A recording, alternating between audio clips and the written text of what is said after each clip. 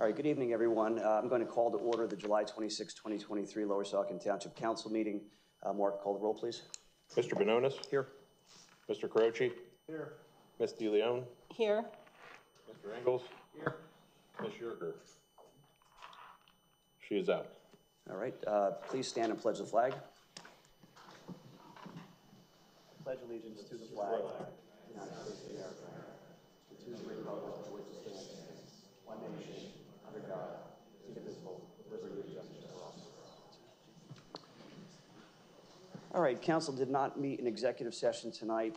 We have an agenda tonight that's been published. I'll make a motion to amend the agenda. We're going to be honoring two groups, the Saucon Valley High School baseball team, as well as the Saucon Valley Middle School future problem-solving team. I'm going to make a motion to move those two items ahead of the public comment agenda items only for residents and taxpayers only. I'll second. All right, Mark. Mr. Bononis, how do you vote? Yes. Mr. Croce? Yes. Ms. DeLeon? Yes. Mr. Engels? Yes. Motion passes. All right, our first item tonight is Resolution 55, 2023, honoring the Saucon Valley High School baseball team. This baseball team has done an extraordinary job in their past 4 years. I think they're the winningest team in Saucon Valley history. They've made a tremendous run 2 years in a row to the state playoffs. In fact, this year they went to the state semifinals. I was at that game. It was heartbreaking. But regardless of that, you should be tremendously proud of your accomplishments. You represented the community very, very well, your team very well, your school very well, and your families well. So it's with great pleasure that I share with you this resolution from Lower Saucon Township Council. A resolution recognizing the Saucon Valley High School baseball team, whereas the Saucon Valley High School baseball team has participated in interscholastic competition since 1918.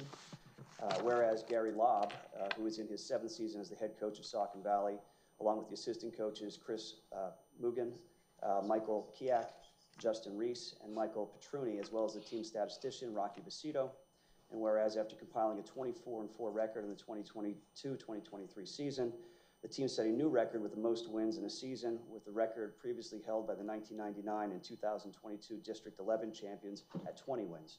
And whereas the team won back-to-back District 11 titles for the first time in school history, bringing home the 2022 District 11 4A and the 2023 District 11 3A championships. And whereas the team qualified for states after winning the District 11 championship, defeating Allentown Central Catholic with a score of 10-3. And whereas the team moved into the PIAA state playoffs, defeating Trinity 13-1. I will add that Mr. Croce is a graduate of Trinity, so he does not take pleasure from that. Defeating Trinity 13-1 in the first round, then moved on to the PIAA 3A quarterfinals versus Hughesville on June 8, 2023, defeating them with a score of 6-0. And whereas the team ended their season in the PIAA semifinals by defeating Camp Hill 5-4 on June 13, 2023 in Fredericksburg, PA. Being defeated by. Whereas outstanding performances on the field throughout the season by Rocky Basito, Ray Mady, Ron Werkheiser, Carter Beller, Liam Buck, Cole Hubert, Jake Albert, Andrew Gilbert, Zach Mayle, Tyler Fisenmeyer, Jake Klotz, Chris Hill, Joseph Griffith, Chase Luckenbach, Adam Clark, Landon Bukowski, Carter Bidwell, and Jack Schmel. And whereas council would also like to recognize the support of the Saucon Valley School District, Saucon Valley Athletic Department, Saucon Valley Booster Club, and St. Luke's Athletic Training for their ongoing support to the Saucon Valley baseball team. And now, therefore, be it resolved that the Council of Lower Saucon Township, Jason Bononis, President, Mark Engels, Vice President, Tom Croce, Priscilla DeLeon, and Sandra Yerger, council members, wishes to commend the 2022-2023 Saucon Valley High School baseball team for this successful and memorable season, which brought much enjoyment to the residents of Saucon Valley. Adopted and enacted this 26th day of July 2023, Lower Saucon Township, Jason Bedonis, Council President, attested, Mark L. Hudson, Secretary. So it's my pleasure to share this resolution with you. I believe we have copies for everyone who's here, and we can hand those out to the players. And I'll tell you, this council will be honored if you would come before us and allow us to get a picture with all of you, because your accomplishments have been tremendous for the community. Special thanks to Coach Lobb, who did a fantastic job with these young men and have prepared them to move on to greater things for Saucon Valley baseball as well as the rest of their lives. So congratulations again.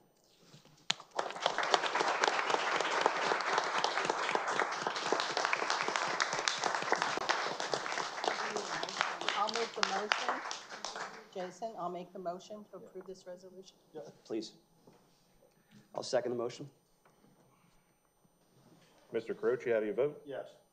Ms. DeLeon, how do you vote? Yes. Mr. Engels, how do you vote?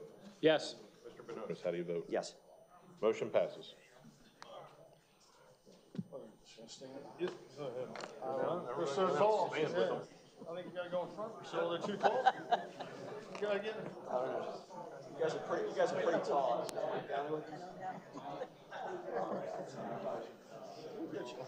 Yeah, we're gonna get you a stool. You're too short. You and Sandy. We're gonna give you and Sandy a stool next time.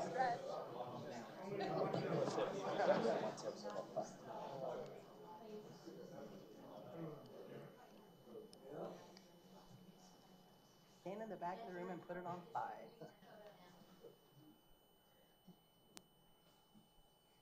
Mark, why aren't you in here? Congratulations, guys.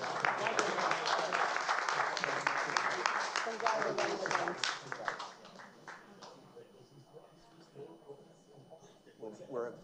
I'll announce that. For the baseball players that are here, before you guys go, just one thing that's not on the agenda. Lower Saucon Township is waiting for bids to come in to reconstruct the Easton Road ball field, and I probably should have mentioned this earlier. Those bids will be coming in the next two weeks or so. We're going to be voting in August, hopefully receive the bids to do a complete renovation of the Easton Road ball field, which is going to essentially turn the field 180 degrees, put lights on it, re-turf it, have a parking lot and everything else. So I know that this is the high school team. A lot of you also play within the Saucon Valley Diamond Sports, Connie Mack, Legion Ball, and others. So that field is going to be available to you. We're hoping to have bids in, approve them in August, and be able to play on that field in the spring if everything goes to plan. So I know that you don't have lights at the high school field, but it provides another alternative venue, and hopefully it's a nice state-of-the-art facility for the community. Thank you.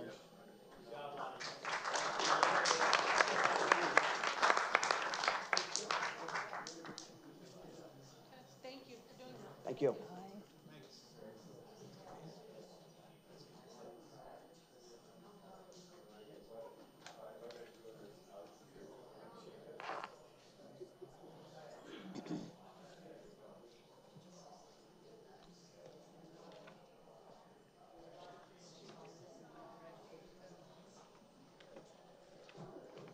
All right, next up,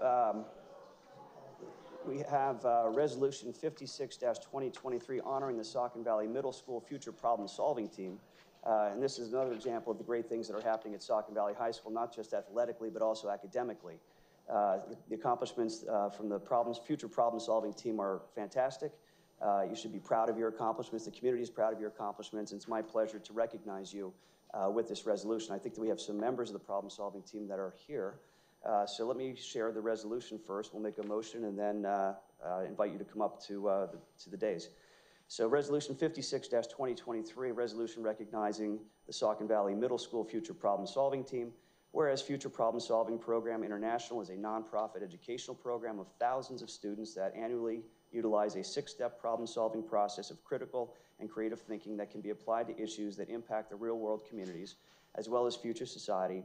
And whereas throughout the 2022-2023 school year, Saucon Valley Middle School's teachers Carolyn Laverty and Lara McCarthy coached a local team to compete in the Global Issues Problem-Solving Competition in Pennsylvania. And whereas in March of 2023, Vaughn Kay, Sadie Skiba, Rocco Vangello, and Maggie Gorman won second place for a FPSL competition relating to a robotic workforce in the state of Pennsylvania and received a wild card opportunity due to their high score. And whereas by placing in this competition, it qualified the team to enter into the international competition in Amherst, Massachusetts, competing against different schools from the United States and 7 countries. And whereas the team competed in a problem-solving for global currency concept-solving questions such as, will multinational currencies lead to global currencies? How might the end of government-backed currencies shape global politics and economic exchanges? What role will cryptocurrency play in the global issues problem-solving middle school team division? Whereas the Saucon Valley Middle School team won 3rd place with a composite score of 83 out of 57 teams competing, representing 26 states and 7 countries. And whereas council would like to recognize and congratulate the Saucon Valley Middle School Future Problem-Solving Team for their academic achievement in representing the Saucon Valley School District in their first-year entry into the program. And now, therefore, be it resolved that the Council of Lower Saucon Township, Jason Bononis, President, Mark Ingalls, Vice President, Tom Carucci, Priscilla DeLeon, and Sandra Yerger, Council members, wishes to commend Vaughn Kay, Sadie Skiba, Rocco Vangello, Maggie Gorman, Ms. Carolyn Laverty, and Ms. Lara McCarthy for representing the Saucon Valley School District in the state of Pennsylvania as future problem solvers. Adopted and enacted this 26th day of July 2023, Lower Saucon Township, Jason Bononis, Council President, attest Mark L. Hudson, Secretary. So I'll make a motion to approve Resolution 56-2023. I'll second. All right. Ms. DeLeon, how do you vote? Yes. Mr. Engels? Yes. Mr. Bononis? Yes. Mr. Carucci? Yes. Can we show everybody our new hardware? So I'd like to invite. I know, I'll break it I'd first. like to invite any of the members who are here, Vaughn, Sadie, Rocco, Maggie, Ms. Laverty, or Ms. McCarthy, if you're here, to please come up and receive your copies of the resolution, and feel free to have a picture. They're going to see me now.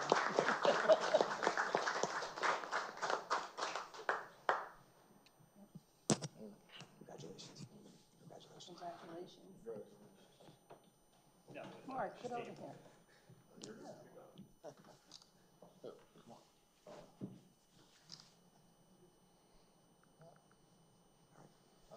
Congratulations. I would love to mention that Vaughn's parents and other parents are very appreciative of their association. And unfortunately, Rocco's on vacation, and Vaughn caught the flu yesterday. So, but they are very appreciative. Well, we are too. Thank you for that, Kathy. All right, we will return to the original agenda at this point. We're now up to public comment agenda items only, residents and taxpayers only, with a 3-minute time limit. I would remind everyone that the township policy for public comment is available both on the township website as well as on the table before entering into the meeting room, and ask that those wishing to speak on public comment abide by those terms. So we have on the agenda items, the first name I have here is Brian Jeter, and it says Comcast. I believe, Mr. Jeter, you're actually part of the agenda. I don't know if you necessarily want to speak. You signed it? No problem. An abundance of caution. So I'll move on to the next one. The next is Bob Blasco. Bob Blasco.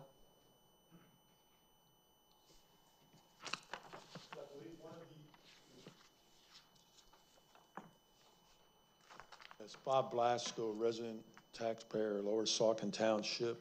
One of the agenda items is the limiting 2 terms for council, 2 terms that totals then 8 consecutive years. My question would be, I know that it was not a unanimous vote to put this on to be voted on in November. But my question, perhaps rhetorical, I know you're not allowed to answer. For whose benefit is this, yours or the people's?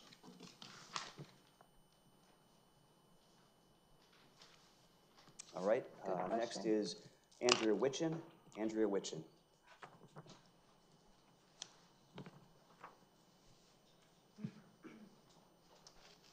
Andrea Witchin. I have a comment on item 5A, the Comcast of Southeast PA request for franchise agreement. There are at least two mistakes in this franchise agreement that I have found. On page 6, in section 4.1.1, it says for any dwelling unit located more than 125, parentheses 125, close parentheses, feet main distribution line. I believe the words from the are missing in that sentence. And the second mistake is on page 7, at the very top of the page, where it says, grantee, if the subscriber pays grantee the actual cost of installation from its main distribution system, with such cost being only the incremental portion beyond 25, parentheses 125, close parentheses, feet for aerial installations. I believe that the wording should correctly be incremental portion beyond 125 if you are then going to put the figure 125 in parentheses. I would suggest you correct them before anybody signs it. Okay, thank you. Next is Susan Eustace. Susan Eustace.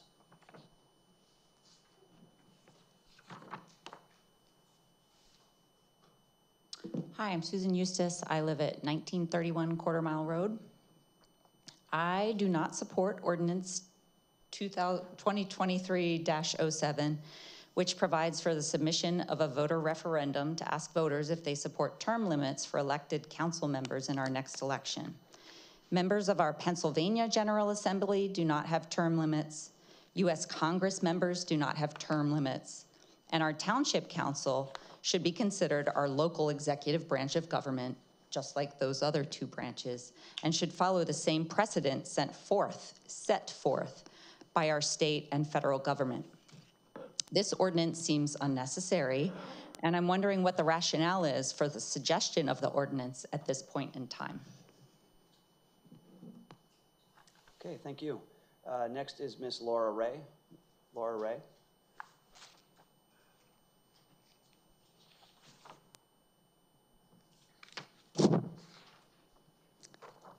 Hi, Laura Ray.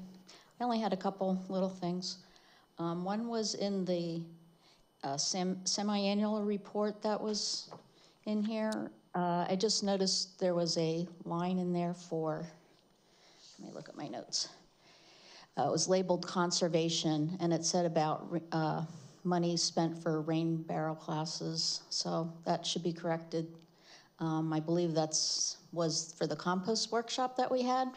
So there were no rain barrel things that happened for a number of years. The other thing was in the minutes, I had sent an email to Carol and Mark and Stacy, so I wasn't sure who, but whenever that comes up, when you do that, if you have them. Thank you. All right, thank you. I think that concludes the agenda items for public comment. We'll move on to the next item, which is Ordinance 2023-07. The ordinance provides for the submission of a voter referendum at the fall 2023 election that will ask the voters if the township should amend the optional plan of government administrative code to limit the terms of elected council members to 2 terms, a total of 8 consecutive years. We discussed this at the last council meeting and directed the solicitor and staff to prepare the proposed ordinance. Unless there are any other questions about this, I will make a motion to approve ordinance number 2023-07 and direct staff to proceed with making the arrangements to have this on the ballot for the November 2023 general election. I have I'll second it. questions. I'll second it. So can we open it up to questions? You can comment if you want. Thank you. I'd like to ask a question. So in my opinion, voters already have control of this in the ballot box, and they control how many terms an applicant or a candidate can succeed in the election. And Link, at the bottom of at the end of the ordinance, it says 10 days. I never really saw 10 days. It's usually immediately or the next day or 5 days. I think if you look at most of the ordinances that we've done in the past couple of years, it's 10 days, because that's Okay. what it says in the optional plan of government code is 10 days. But they say 10 days. Okay, does that include weekends, or is that business days? Is that No, work it's days? 10 days, straight shot. 10 straight days? Count 10, Because yep. I know to have a referendum, you have to have 13 Tuesdays before the election? Correct. So is that 10 days going to make it? Yes. Okay, that's good. And can I just point out, and Mark, you can confirm this ordinance was advertised in the Express, correct? Correct. Thank you. I forgot the public comment earlier. Okay. Can I go back to that? Let's call the vote because we have a motion in a second. This? Yeah. Yeah. Okay, so Mark Hudson just brought to my attention that he had received an email from somebody in the public requesting that it be read into the record. So we'll do that now since it pertains to this topic, and then we'll proceed with the vote. This is from Lynn Hill, creating a referendum for term limits for council members. Voters already have the power to limit terms of council members by not voting for them. Limiting service to 8 consecutive years reduces the power of voters to choose candidates who perform their duties honorably and with the residents' best interest at heart.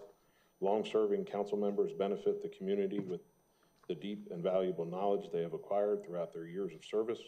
Losing this extra expertise would harm the township in numerous ways. Okay, and I also have an email sent by David Willard, and he asked me to read this if he wasn't here. And I do not see Dave, and he's not signed. He wasn't signed in for the part of the agenda. So he says, I note with interest that you will be discussing an ordinance at the July 26th council meeting to place a voter referendum about term limits for council members on the fall 2023 ballot.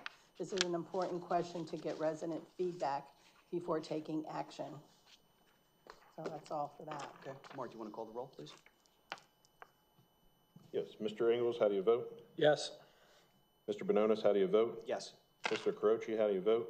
Yes. Ms. DeLeon, how do you vote? No. Motion passes 3-1. Okay, next up is a presentation of the 2023 semi-annual report in accordance with the Budget Advisory Report, BAR. The Director of Finance Assistant Manager will present council with the 2022 Comprehensive Annual Financial Report, CAFR CAFR. This report provides an overview of the township's audited transactions and supplements the Auditor's Department of Community and Economic Development report filing and financial report typically received in June each year. Kathy? Thank you. I hope you all had an opportunity to review. There's nothing outstanding in this report. We are in pretty much the mid-range of the year with all of our expenses, including the modified budget to include those other expenses we increased for the police department and legal expenses back in April. Most of the expenses are falling in line, and I don't see anything that would curtail that at this point. But some of the items obviously are out of our control, so. If you have any questions, I'll be more than happy to. I don't have any questions. I just want to thank township staff for their diligence in handling the township's financial affairs. We take the taxpayers' money seriously, and I'm happy that we are in line with what we were projecting. And I want to thank them for how they go about handling these affairs with such diligence. Okay, I have a comment, question. Hold on. Mark, any comments? No, I'm good. All right. Priscilla? Sure. On page 6, which I will find, it talks about legal, and it says it's at its 57.79%. After modifying the budget in April to reflect the anticipated expenditures in legal fees, we continue to monitor as some of these items are outside our control. I don't like that. Administratively, they're outside of our control. I'm just commenting on the dislike of those words. I understand what you mean by them, but as an elected official, I don't like that. Number, also on page, the 6th bullet. 1, 2, 3, 4, 5, 6. 1, 2, 3, 4, 5, 6. Buildings and grounds within mid-year range at 37.49. Our biggest improvements identified this year was to repair the lobby flooring and the parking lot stairs. The stairs are expected to be completed this year. I didn't really see anything on our historic structures. Like the root cellar. Has anybody, when was the last time you were you ever in the root cellar at the Heller Home Center? I was. Was it leaking? Not that I know of. Oh, that's great. Yeah. Have been built, like our historic buildings, I think that, you know, I don't want to see them neglected. Yeah, we have the Heller Homestead windows, we just Yes, I awarded the know. bid. I have the gentleman that is there now getting us a quote to paint the house windows so that those stay in shape. We're repairing the windows on the summer porch or screen porch Yep. on the back of the house. Sunroom. Sunroom. Yeah. And then the Lutz Franklin house, Right? the Lutz Franklin house had just had all the shutters redone by the Historical Society that's out there. And there's other outbuildings at various parks too that need to be watched. Yep. And then I have, let me just see my notes here, if I can read my writing, on page 7, down at, where was I? Items to note for the 2023 budget.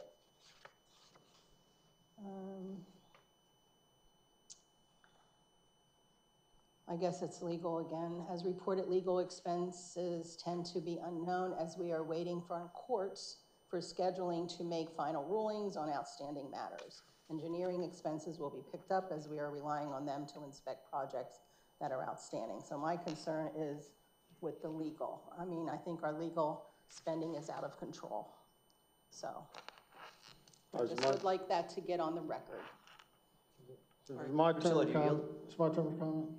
I don't know if she's done, that's what I'm asking. Yes, I am. I Okay. appreciate that. Go ahead, Tom. Now, can Mike go through some of the legal? Tom, hold on, just, there you Yeah. go. You don't have to hold it. Okay. Some of the legal, when it says it's outside of our control, I mean, like that's true. We're being sued in a lot of cases, right?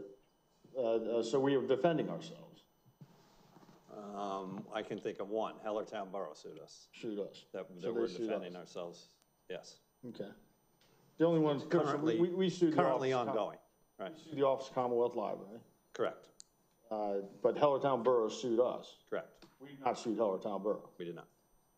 or the library. No. We sued the Office of Commonwealth. Office of Commonwealth Library. Yeah. Thank you. All right. I don't think we need to make a motion to accept the report, right? Not necessarily. Okay.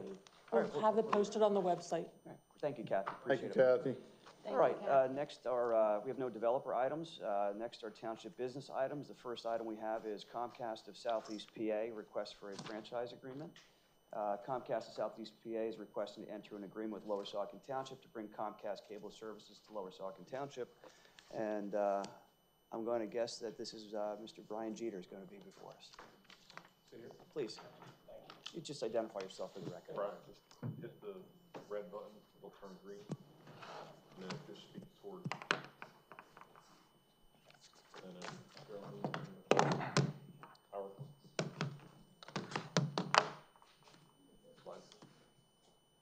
Go slide.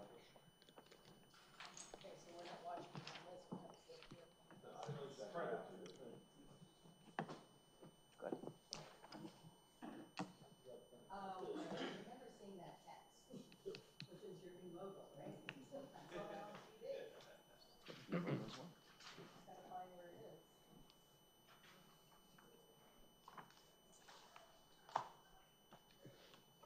Mr. Jeter, if you want to begin, or do you need Great. to? Yeah, no, I can certainly begin. Thank you to council, the township manager, the township solicitor, the staff, and certainly the residents that are here this evening. My name is Brian Jeter. I'm the Senior Director of Government Affairs for Comcast. Proud employee, and I have been there, spent the bulk of my adult life with the company. And I'm here to present who we are, and if you could go to the next slide, please. Just a quick agenda so everybody, we can outline what we're going to cover tonight, and we'll certainly take questions and answers at the end of the presentation. I'm here with Will. He's our manager of business development. He is one of several people that have identified Lower Saucon Township as a growth area for the company.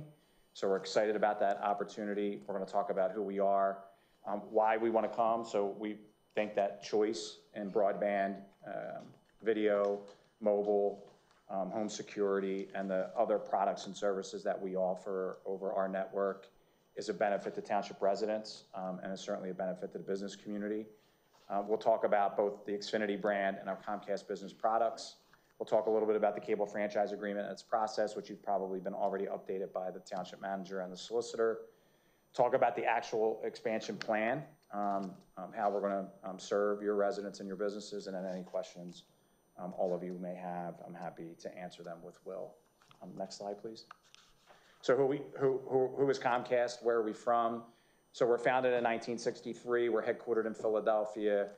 We've been providing cable services nationwide since the 70s. We started in Tupelo, Mississippi. That is a picture of the founder, Ralph Roberts.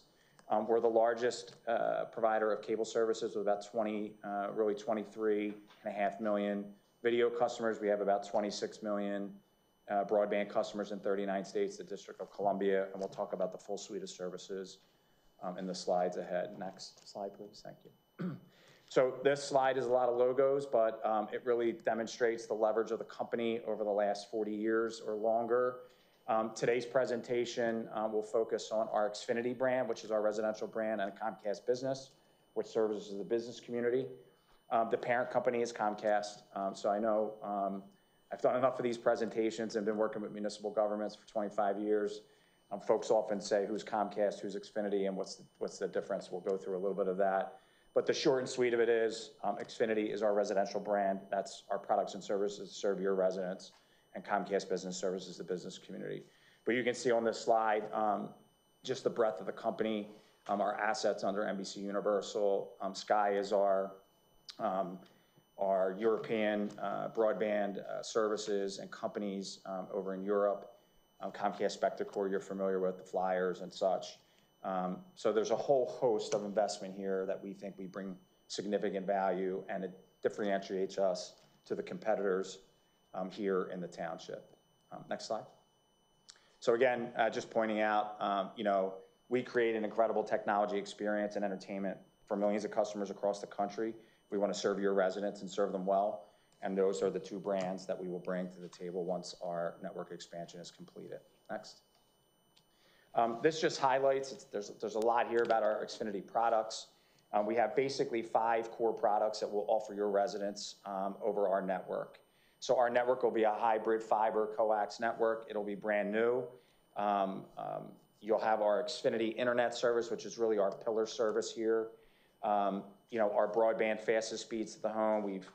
We've done speed increases 20 times over 20 years without any price adjustments on those increases. We're the largest Wi-Fi network provider in the country. We have about 22 million Wi-Fi hotspots. We will launch Wi-Fi hotspots here in the township.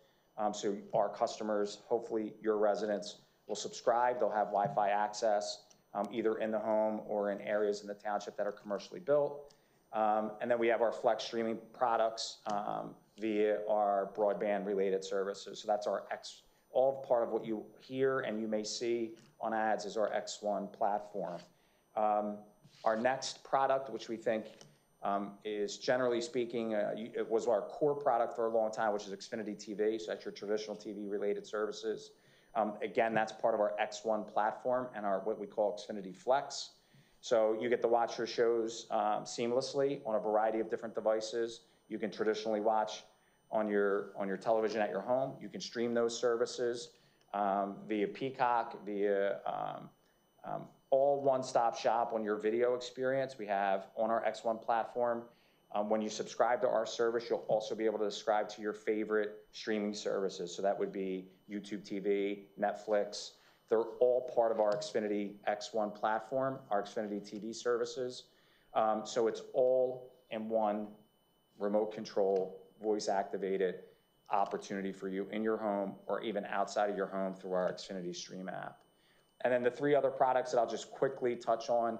A very popular product is our Xfinity mobile service, which we launched about 4 years ago.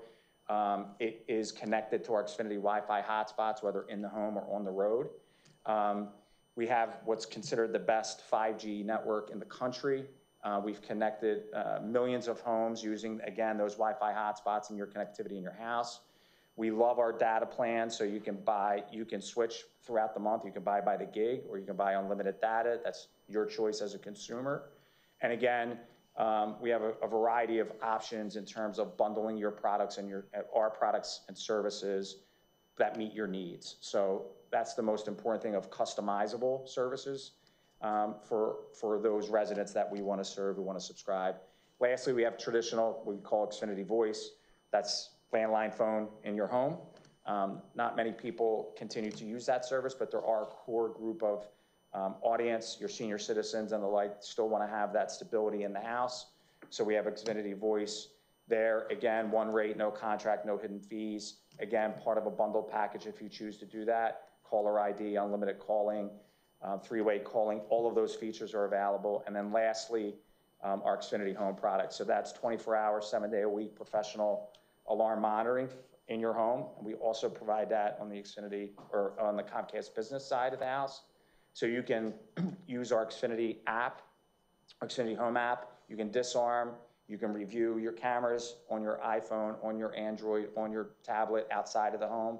Again, a very popular feature for our customers. Those options from the Xfinity brand will be immediately available, all 5 of those and more, once we launch our service here in the township. So you can get more details, you can see interactive, with hopefully the success of adopting a franchise here. If you go to welcome-to-xfinity.com, you can interact and see our products and services live online. You can also, residents can sign up and they can get alerts when services will be activated, what our construction schedules look like. We use that portal, and we've used it in other municipalities where we're expanding our network to make it as interactive so you can learn what the channel lineup is, what the price and rate cards are, and then the plethora of robust products that we offer. So next slide. Comcast Business Partnership. Next slide. So this is really an amazing story for the company. It's about 10 years old. We continue to invest, but really this shows to you the robust business service offerings for your businesses in the township. So we have everything from 1 gig internet and WAN connectivity to managed services to Wi-Fi. We now have Comcast Business Mobile available, so you can purchase our mobile service as a Comcast Business customer and bundle that. Currently today, one-stop shop, again, one provider. And then we have a variety of other solutions, voice, ID deployment, cybersecurity, and the like. And then for really larger companies, SD-WAN, which is a managed network. So we have really a great portfolio on the Comcast Business side to serve your business community, like we do millions of others across the Commonwealth and certainly the country. So that is our Comcast Business delivers technology piece. Next slide. Next is the cable franchise agreement and the process. Like I said earlier in the presentation, I suspect that you've heard from the township manager and the solicitor what that process looks like. So just very high level, under federal law, we have to enter into an agreement with the towns that we serve like any other cable operator in the country. That's a part of the 1990s Cable Act. So what does an agreement provide or offer to the township? So reliable customer service standards, courtesy video service to municipal facilities, our restoration practices were those of any cable operator that operates in the town today, what those restoration practices is for our facilities in the right-of-way, right? So our agreement is in essence the ability and to manage and build and operate the network in your municipal right-of-way. That's the intent of a cable franchise agreement under federal law. We make franchise fee payments because that is the fee or the rent for us to operate in a municipal right-of-way. That's also a condition of federal law. Performance bonds, certificates of insurance, protections, you'll have those. And then any important, I think in most municipalities these days, if there is a change in the law, meaning if there's a change at the federal level, we have to, assuming we don't legally challenge that, we would have to institute that change at the federal law. So that's an additional protection to the township. If the law changes at the federal state level, it would likely change here and in all the towns that we serve across the Commonwealth and the country. Next slide. Our construction plan. So I'll boil this down pretty simple, and I'm sure I suspect I'll have some questions. So there's 2 phases of the plan post adoption of our cable franchise agreement. Phase 1 would be an underground plan, and again, that is contingent on the adoption or the agreement of the cable franchise agreement. The equipment that's utilized, we'll have underground conduit that we place. We pull fiber or coax through that conduit. We'll have pedestals in certain locations where necessary. That is the arm or the engine of the network. You'll also see things on poles. That's part of the aerial construction. So we will partner with the pole owners, apply for those pole attachments, put other equipment, Wi-Fi hotspots, backup battery power supply units. That's all part of the cable system. But phase 1 would be underground. We would work with the township staff in identifying where those underground locations will happen or work will occur. Phase 2, once pole permits are approved, which we're in that process with mostly PP&L, we would start to build the aerial portion of that network, and we would like to do that process would likely take somewhere between 24 and 36 months, just depending on pole permits approvals. That does take some time, and then certainly the underground construction work that's necessary for the municipality. We communicate on a regular basis. We probably over-communicate. It's really dependent upon all of you and the township manager of what cadence of communication you want from us. But by and large, we're providing monthly or bi-monthly street locations of where we're working. We will door hang any construction activity in the right-of-way. We door hang that neighborhood about 7 to 10 days in advance. That'll also notify the residents that there are PA one-call markouts, which are required by law. So we try to time them together. And then we'll work with you on language. We've done it in neighboring municipalities, so you can post things on the township website, where to guide residents for questions, how to handle escalations. We have a whole process that we feel is successful in order to resolve any issues that come up while active construction is happening, and or talk to residents who want to subscribe to our service, which we're happy to talk to them about. So we have a variety of different tools in the toolkit that you could use to get the word out and how to guide residents to get their restoration or other related concerns addressed. Next slide. So I think this is pretty important here. So this is a very high level map. The purple indicate what we believe are the township boundaries. The red indicates everywhere in the township that we will do aerial work. And then the green is neighborhoods or sections of township where we are proposing underground work, just based on the design of the network and the necessity to go underground. So there could be some sections of that green where the current providers are all underground, water, sewer, the current cable operators. So we follow them, just like we follow power. And then in the red would indicate where we would do all the aerial work. So rough estimate here, you're looking at probably 75 to 80% aerial and 15 to 20%, give or take, underground work. And then we modify that sometimes while we're out in the field. So we may not need to go underground at certain locations, and we can, what we call piggyback off of a pole. We think that's probably more conducive for residents. But we want to just, be obviously from a transparency perspective, just give you a high level idea of where we are going in the township. We plan to serve the entire township. So there is no section that I'm aware of that we've reviewed. We should have our final design back in the next couple of weeks. But, it'll take time, but we plan to serve the entire township. And I don't see any pockets of town that we would not serve. Next slide. And then last, I think there are 2 slides left. So we make a difference in the communities that we serve. We have a long history of doing so. We have 3 areas, 3 ways that we do that through the Comcast Foundation. So that plus our local community impact budgets allow us to support organizations like United Ways, YWCAs, YMCAs, the local regional chambers, county intermediate units, and a variety of other organizations. And certainly organizations serving diverse populations. And that's pretty prevalent in the greater Lehigh Valley and likely here. Lift zones are just community centers. We partner and strategically place them. The intent of a lift zone was because of the pandemic. Students didn't have, it was primarily student driven, they didn't have anywhere to go in order to access broadband. So they may not have had it in their house or their apartment or their condo or where they were living. So we partnered with nonprofits all around the country and certainly in the Commonwealth in strategic locations where students were able to go and get online and do their homework and interact with their teachers and the like.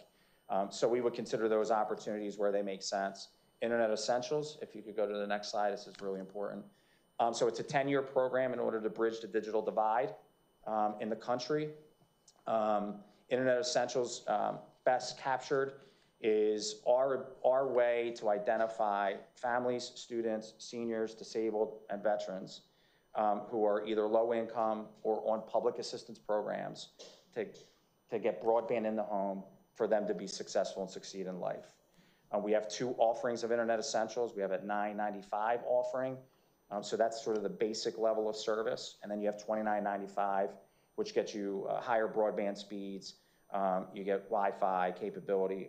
All installs are free, or we call SIK, self-install kit. We look for partners to target those audiences. We have a very successful way that we onboard those particular customers. And then if you couple that with the ACP, Affordability Connectivity Program, which again, as a result of the pandemic and broadband need and want, there's a $30 voucher from the federal government that we allow as part of Internet Essentials and part of our mobile product. So this audience of your residents can likely get broadband in the home with mobile almost free or much cheaper than what they may be paying today. And in most cases, they don't have broadband in the home. So i.e. ACP, really a great partnership.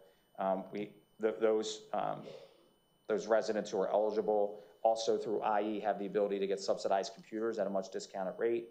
So it's really a 3-prong approach, and we're thrilled to be able to offer it. We will offer it day one once the network is activated, and it's really just a great opportunity to engage those audiences who lack broadband in the home. Next slide, please. That's all I have. I'm happy to answer any questions that council may have, and certainly. I appreciate your presentation, and we also appreciate that Comcast and Xfinity recognize Lower Saucon Township as a growth area. I think most of the members of this council feel the same. One question I have is with regard to the slide that has the proposed build-out map, that one. It shows the boundaries of Lower Saucon Township, and you probably know this. We have several municipalities that surround us. We have Upper Saucon Township, Salisbury Township, Borough of Fountain Hill, Borough of Hellertown, Springfield Township in Bucks County, and Williams Township in Northampton County. Can you share with us, I guess this is a 4-part question, those other surrounding municipalities for which Comcast, Xfinity currently has agreements to provide similar services, those townships and municipalities where Comcast, Xfinity have made some proposals or are negotiating, other ones that you may be targeting but you have not yet made a formal pitch like you're doing tonight, and those that may have declined your request. Okay, so I'll go in reverse order. So at least under my purview, I'm not aware of any municipality that's declined our offer when we've approached them. We have obviously a strategic approach of how we're building in and around the Lehigh Valley. We have 2 agreements in place with some of your neighboring municipalities, Upper Saucon Township, where we are very, very close to putting shovels in the ground to start our underground construction work. And Coopersburg Borough has an agreement. We're completed construction, and within the last 30 days, we've activated roughly 1,300 residents for both Xfinity products and our Comcast Business Suite of services. I may have excluded from that list City of Bethlehem as well. So Sorry? City of Bethlehem is another one that I excluded, a municipality that municipalities. So we, you know, I think we are in a wait and see approach about the other municipalities that you have mentioned. You know, we want to see how these builds go and what the consumer reaction is, which in the towns that we've built, not only here in parts of Northampton and Lehigh, and it's certainly where I'm also responsible for in the southern portion of Berks County, just north of Pottstown. We've been the demand and consumers want choice, and that's what we've heard loud and clear, and that's why we're making a multi-million-dollar investment in your community, and it may parlay into other opportunities outside of Lower Saucon. And those opportunities are still under review, particularly in some of the municipalities that you mentioned. Okay, thank you. I don't have any other questions. Unless other members of council Yes, do. I do. Please. Hi, thank Hi. you for your Good evening. presentation. I Sure. appreciate it because about a month ago, I noticed spray marks in my yard marking utilities. And all of a sudden, Verizon was there in the right of way, putting in these ugly green boxes that stick up in the right of way. And that's, you know, not counting storms or runoff in the right of way.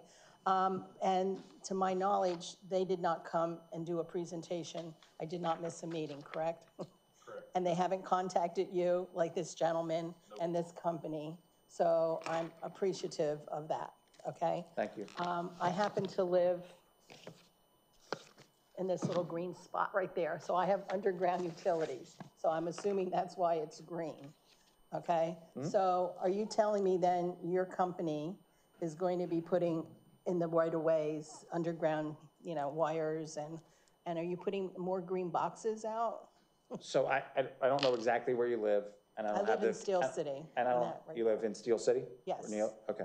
So I suspect, without knowing your address and having the full Right. final design, but generally speaking, we would do two things in the right of way. This would be with any underground place where we place our facilities. So we'll place conduit to protect our cable facility. We'll either put fiber or coax through that conduit. That gives us the opportunity to serve you. You know, the goal of that is we want to do everything we can to make sure our cable facilities and our robust network pass all residents. And it's a resident's decision to subscribe to our services, which we hope that they would do. Pedestals are just dependent on, I don't know what a pedestal so would the look like. pedestal's the green box that you're referring to. They So come you in. run them over? Like, could you run them over? Pardon? Could you run them over? I mean, I have seen snowplows knock them off. I've seen, you know, lawn personnel knock them off, but they are an essential piece. So they're along the right-of-ways. They are along the right of way. I just think that's so dangerous. And even those green boxes that are in the street, like you said, a snowplow could come along and hit the edge of that and, you know, that's it. Yeah, you know? so, I appreciate the comment. So our position in the 143 towns I'm responsible for and the thousands that we serve in the Commonwealth, it's just part of the cable infrastructure, whether it's Comcast, the incumbents, putting facilities underground, even though they claim that vaults, underground vaults are waterproof, in our experience, they're not, and they cause more damage. Landfills. Pardon? It's like landfills. Oh. The liner's never going to breach. Go ahead. You know, so it is our company's position that we prefer our facilities above ground. A, we have better access to them. They don't flood. Vaults will ultimately flood and cause service interruptions, which is the last thing we want to do, particularly with a brand new network. And the agreement, along with federal law, allow us to build the network as we see is the best to serve the community and to provide you the best products and services that we can. I have to say that I suspect that the incumbents have a similar hybrid approach to their network here in the township. So what's the distance space between each of these little things? It's going to depend. It's going to just depend on the nature of the design of the So- network. So one part of town, there could be, you know, a handful of them. They could be, again, I can't say to exact, but once we get through the process, I'm happy to work with you to determine where you live and what that design may look like so you're aware ahead of time. So what happens, like, we're in a rural community. Sure. Well, at least we're trying to preserve the rural community that we live in. And a lot of people park out in the middle, and you know, I have a driveway. People can park in my driveway when they come visit me. But if I'm having a gathering, a little party or whatever, they're gonna park out in the street, right where these little things are. So like, what happens? I just can't picture this running. I mean, If they run them over, they're gonna ruin them, correct? Well, I wouldn't say they're gonna ruin them. I mean, I would say that the pedestal is maybe 3 or 4 feet underground and that the lid sits on top. So the bulk of the equipment is underground. So it's, Oh, I'm sorry, I'm misunderstanding. I'm picturing these little things sticking out no, above the most of ground. it, it's So just they're not gonna be- fully compacted underground. Okay, just right? like these green boxes, you can see partial portions of them. Correct. Yeah, and we'll just, and once, if the agreement, which I hope it does, is approved by all of you, by council, you know, we will indicate to the township manager and staff, you know, we'll provide at least what the specs are of them, right? Because there's typically 2 different sizes. I mean, we're very transparent about what we're putting in your right of way. So we'll just let you know what those are. So you and Public Works and the rest of the staff understand what we're doing and why we're doing it and what the design and makeup of it is. So, and somebody help me out here, because when I first moved to the township in 1985, there was Service Electric and what was the other cable company? RCN, yes, RCN. And in Steel City, we had no choice because RCN did not, and so told us they would never run lines out there.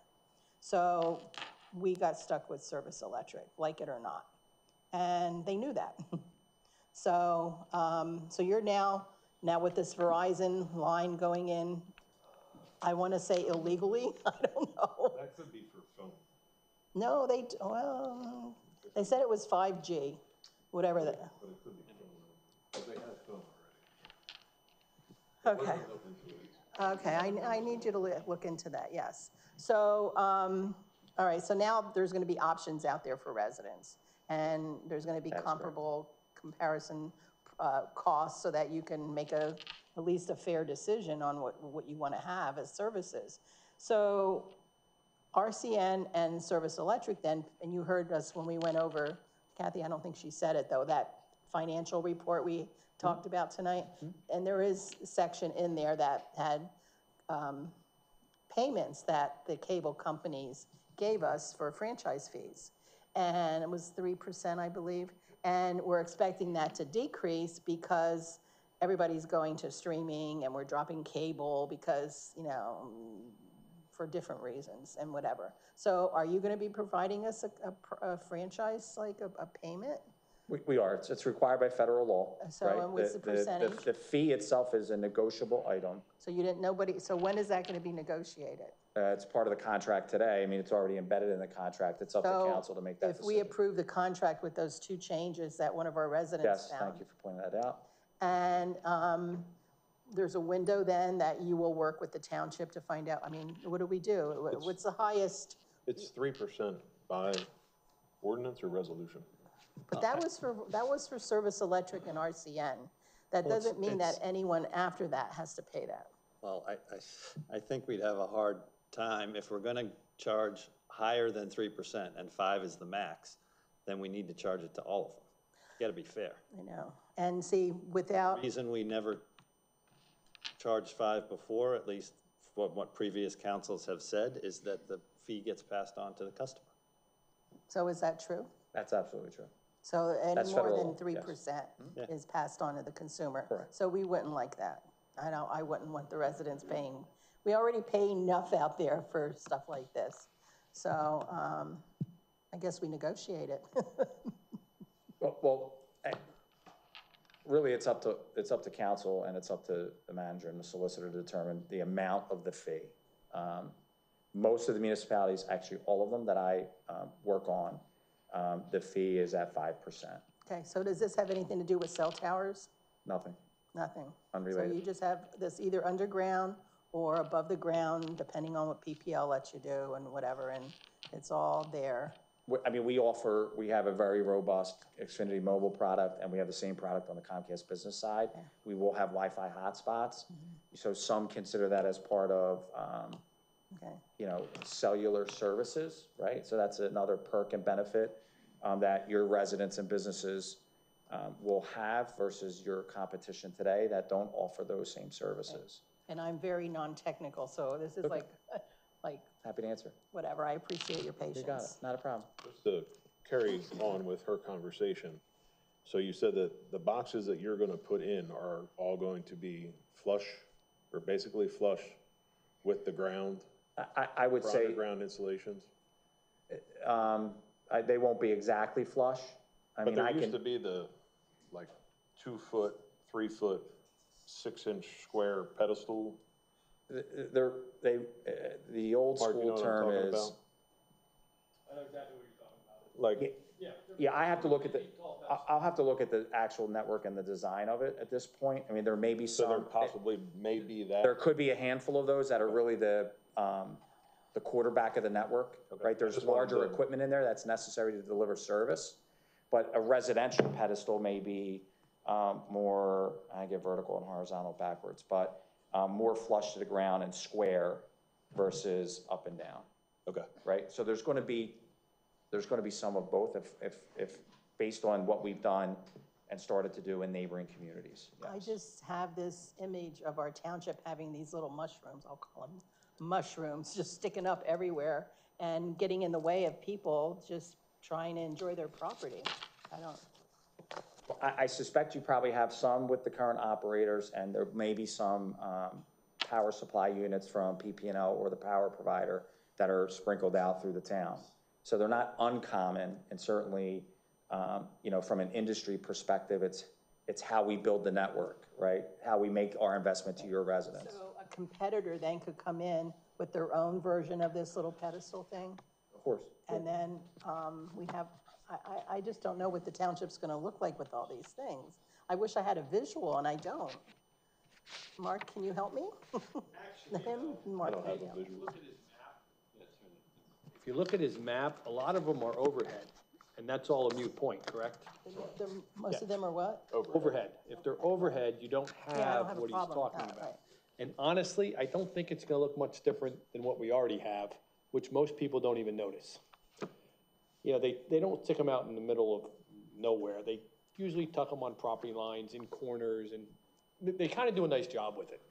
So we would, more often than not, we strategically place a pedestal, or it could be a power supply unit, where existing pedestals and power supplies exist. So we would, by and large, not put them randomly in the middle of somebody's property. And if the resident came to us and said, I really don't want it there, we'll do everything we can, I can't promise, but we'll work with the resident as best as possible to put it somewhere where it's less intrusive, Okay, right? now our minutes are pretty verbatim, so remember that. I'm being as careful as I can be. But thank you. So I just want to respect the wishes of the residents, and I Understood. know how I felt when I came home, and I wasn't notified. I did not get a door hanger. I just got colored markings in my yard. So, Thank you. thank you. All right, unless there's any other questions or comments from council, I'm going to suggest that we take this under advisement. It sounds like the full and final design is still subject to being completed. The fees have not been fully borne out. There are questions about the nature and the style and the locations of equipment. And there's also questions, I guess, from a consumer protection standpoint as to how those fees will be passed along to the residents and how the advertising for those services will reflect the full and final cost, not the cost of the service plus all the other fees that we see on our cell phone bills and other things like that that add up to a substantial sum. So, you know, with that, I guess I'll make a motion to take this under advisement. We'll continue to discuss it, and you know, as you get more information, feel free to share it with the township, and we'll incorporate that into our assessment and move from there. Okay. Get that motion. Mr. Bononis, how do you vote? Yes. Mr. Caroci? Yes. Ms. DeLeon? Yes. Mr. Engels? Yes. Motion passes. Okay, and Mark, you're going to get back to us with Yeah, I'll give you some Verizon. pictures, Okay. and we'll talk about the franchise fee, and we'll have Mr. Thank you for your time. Appreciate Thank you. it. Thank you. Nice to meet Safe you travels all. back. All right, next item we have is township staff. This is the pickleball courts in Polk Valley Park. Township staff has prepared an estimate for council to construct pickleball courts in Polk Valley Park. There's an attached memo with those costs. This came from Mark. I know that Mark Ingalls was involved in this, and obviously Mark Hudson was as well.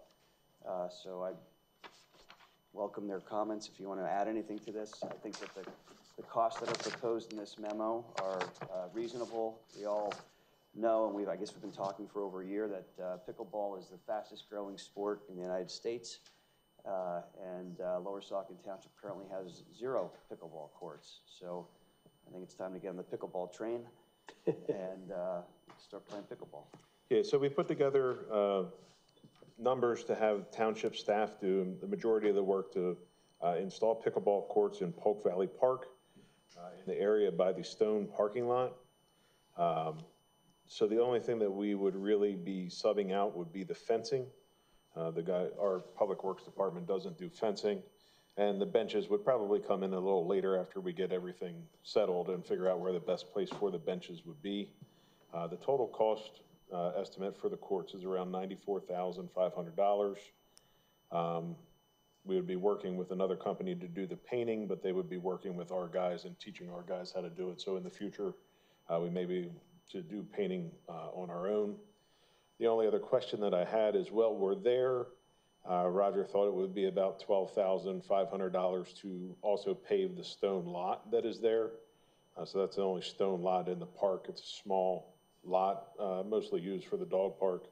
But while we're there with the paver and the trucks and everything, if you would like to pave that parking lot, the guys can do that while they are installing the pickleball courts. I have 2 questions, Mark. One is, well, I've never played pickleball, but each court could have a total of 4 players on it, which would be a total of 16 players, which could be 16 vehicles. Does paving that lot provide enough space to accommodate? And that, I'm sure some people will commute together, maybe not use them at the same time, but if, let's say, worst case scenario, could we fit 16 vehicles in there if that's how many people are using the court simultaneously? I think there's about room for 10 or 12 vehicles in that lot. Other people would have to park up in the main lot and then walk down. Okay. And then the other question I have is, since pickleball is so popular, and I'm sure that Saucon Valley is going to become a pickleball powerhouse, you know, if we want to expand and add another 4 or 8 or 12 courts, have you identified an area adjacent to these pickleball courts that will become our pickleball center? We could build additional courts. We don't have an area in this location to build additional courts. We'd have to find another location to build the other courts. This area is pretty small. It was supposed to be for a rec center, I think, at one time, which I think it would be terribly small for a rec center. It does fit 4 pickleball courts very nicely, but it would not leave us much room for expansion. Is the area, looking at the diagram we have here, the area to the right of these pickleball courts, looks like there's a grassy area, then it becomes some woodlands with a trail going through. If we needed or wanted to, I don't remember, I've been here in the park, but I don't recall, is the topography of the type that if we wanted to expand to the right, we could do that? You might be able to fit 1, if I remember correctly. It's a pretty decent slope down there. It's a fall off, yeah. Yeah. Yep. Okay. So this is going to be, we're going to cut the side close to the bottom, closest to the woods, and then fill the other side. This is, looking at it, this is really the only option for this area. Okay. And actually for the township in general though, because we looked at some of our other parks and there's been complaints of noise. So pickleball is loud. So this was a nice place to put it, I think. It worked, it's fairly flat. We have to do a little work to it, but there's good parking. I mean, a lot of activity goes on over there, so I think it's a nice place. I know Frank spent a lot of time looking into it and came to Parks and Rec with a lot of options. And we've been talking about this for a while, so this is nice to come up with a plan. And just, you were correct, it's pickleball is usually played in pairs, so you have 2 people on each side of the court, so you'd have 4 per court, and then you'd have, 16 people total. Plus you have fans. Well, I've told some people here, my family does play. We're not professionals. But we went last week, and I live near Richland Township, and we went there on a Wednesday, and you couldn't even get near the courts. So, I mean, it is very fast, and a lot of people enjoy it. I mean, it seems like a cost of $25,000, $26,000 per court is very reasonable. I want to thank Mark Ingles for spearheading this, Mark Hudson, especially the folks from the Parks and Rec Committee, Dave Spurk, Frank, and everyone else who were involved in that. We had talked about pickleball back when I was the liaison to Parks and Rec, so I'm glad to see this come to this point, and I'll make a motion to authorize the construction and the payment of $107,000 for the courts and paving the stone parking lot. I'll second that. As soon as we can, so we can start playing pickleball. And let Mark do it. Good. Second that. All right. All right, okay. But it'd be a nice thing to do, but I just, before we, I have a question, yeah. Yeah. Second, or make the motion, Okay, to be in Parks and Rec. I'll drop my second. Someone Mark, had would to you like be, to second this? So Tom's happy? The other thing I want to be happy about is the fences, are they going to be wind fences? Because I do play pickleball, and when the wind I guess it had an opinion too. blows, it affects the ball. There's wind fences. we did not put a windscreen on at this time. If it is bad, we can look at that. It would probably just be the side towards the I don't know which way the wind comes. trail. How much more do you think it would be for a wind fence? I mean, like, Well, it's just a Screen along the fence. Yeah, that's just something we would buy. well, I'm going to amend my put on- motion. I'm going to amend my motion and authorize, motion to authorize the construction of the courts, paving the stone parking lot, and also providing a windscreen on the windy side, because I know Polk Valley Park can be windy, with a fee not to exceed $115,000. All right, I'll second that. We don't even know how much they cost. That's why I said not to exceed. I know, well, It's not overly expensive. Yeah, it's just a piece of felt. Before we do vote, the plan will be to construct these in the fall. Just depending on because of our wacky weather, depending on what the weather does, the painting has to Cure. Well, the court has to sit for a month before you can put any paint on, and depending on what happens with our weather. Last year, we had a warm fall. We would have been able to paint fine. If the weather turns cold for some reason, which they say we're gonna have a cold winter, the painting might not happen until the spring, so we'll just have to play it by ear. I just wanna put that out there. Okay. do people that play pickleball play in the cold like they would? Yes, they do. Are parks, is Polk Valley Park open 12 months? Yeah. From dawn to dusk, Yep, okay. yep. Okay, Mr. Croce, how do you vote? Yes. Ms. DeLeon, how do you We're vote? voting on the motion for the 107, not to exceed 115. Okay, yes. Mr. Engels? Yes. Mr. Bononis, sorry. Yes. Motion passes. All right, next we have miscellaneous business items, approval of the June 26, 2023 council minutes. Mark, I think you said earlier there were 2 or 3 changes, some typographical errors in those minutes. I want to put those on the record. Yeah, on page 29, line 26, we have the word bathroom, and it was back room. So replace that with back room. On page 29, line 40, it says Miss Ray said this is unfair. It was actually Miss DeLeon that said it was unfair, so replace Miss Ray with Miss DeLeon. And then there's a note at the end of that whole statement with Ms. Ray's comments that Mr. Croce said, I didn't know that she used open space money that is missing. That is on the recording. Okay. I'll make a motion to approve the June 26, 2023 council minutes with those 3 edits that Mark Hudson just discussed. And I'll second. Ms. DeLeon, how do you vote? Yes. Mr. Engels? Yes. Yes. Mr. Bononis? Yes. Mr. Croce? Yes. Motion passes. All right, next is approval of the June 2023 financial reports. I don't have any questions. I'll make a motion to approve the June 2023 financial reports. I'll second. Any questions or comments from council? Okay, Mark? Mr. Engels, how do you vote? Yes. Mr. Bononis? Yes. Mr. Croce? Yes. Ms. Loom? Yes. Motion passes.